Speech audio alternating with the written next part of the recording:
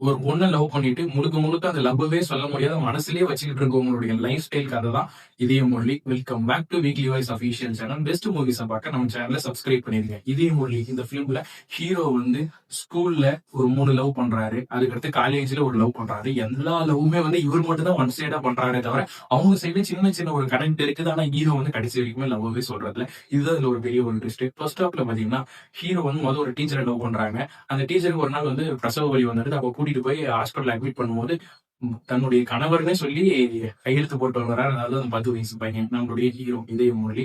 அதுக்கு அடுத்த சீனா வந்து ஸ்கூல்ல வந்து லவ் பண்ணணும்னு சொல்லிட்டு எப்பவுமே ஸ்கூல்ல இருக்கும். அப்போ வந்து ட்விங்ஸ் லவ் பண்ணிடுறாரு. அவங்க வீட்டுக்கு போகும்போது தான் தெரியும் ட்விங்ஸ்னு. அவங்க கிட்டயும் லவ் சொல்ல முடியறதுல செகண்ட் ஹாஃபா அவன் நம்மளுடைய யாரு கையெழு அவங்க வந்து பெரிய வந்து டாக்டருக்கு படிச்சுக்கிட்டு இருக்காங்க. அப்ப அவங்க மேலேயும் லவ் வந்தது. அவங்களுக்கு அந்த அட்ராக்ஷன் இருக்குது. அவங்ககிட்டயும் பார்த்து சொல்லவே இல்லை. இது என்னடா இவ்வளவு போயிட்டே இருக்குன்னு பாக்கீங்களா? இந்த கதையெல்லாம் ஒரு ஃபிளைட்ல வந்து டிராவல் பண்ணிட்டு போனா அவன் ஃபகத் ஃபாசில்.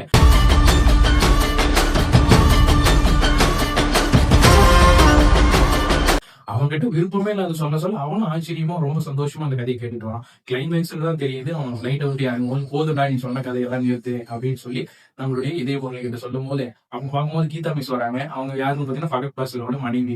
ஓ இவங்க தான் என் பொண்டாட்டி தான் கையெழுத்து போட்டியான்னு சொல்லி அவனுக்காக சரி ஏதாவது ஹெல்ப் பண்ணலாம்னு சொல்லும் போது ஒரு சின்ன ட்ரை பண்ணக்கூடிய விஷயம் அந்த ஸ்கூல்ல சொன்ன பாத்தீங்களா அவங்களே சேர்த்து வச்சிடலாம்னு சொல்லி ஒருத்தர் கூட்டிட்டு வராங்க. இவனுக்கு வந்து பொதுவா வந்து ஒரு மினிஸ்டர் பொண்ணோட மேரேஜ் ஏற்பாடு பண்ணியிருக்காங்க. அந்த மேரேஜை நிறுத்தி இவனுக்கு கல்யாணமே இல்லை, நான் பொதுவாகவே வந்து இந்த நெஞ்சில இருக்கக்கூடிய ஓரமான ஒரு காது ஒன் சைட்லவே நான் பண்ணிக்கிட்டு இருக்கேன் அப்படின்னு சொல்லி சொல்றாங்க.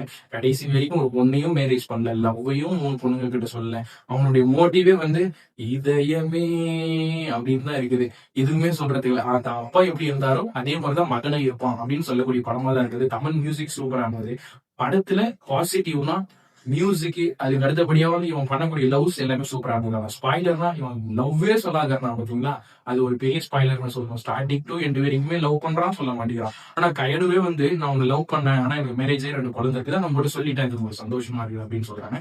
Best worth watch movie Tamil சினிமாவா இருக்கட்டும், அனதர் ஸ்டேட் யாரா இருந்தாலுமே லவ் பண்ணிட்டு லவ் சொல்லாதே அந்த ஏற்கக்கூடிய மனசு இருக்குது, அந்த வழி இருக்குது பாத்தீங்களா, அவங்களுக்கு ஏத்த ஒரு ஃபிலிம்னு சொல்லலாம். நான் ரொம்ப பார்த்து என்ஜாய் பண்ணேன். நீங்க தியேட்டர்ஸ்ல பார்த்து என்ஜாய் பண்ணுங்க. நீங்க சொல்லுங்க இந்த கதை உங்களுக்கு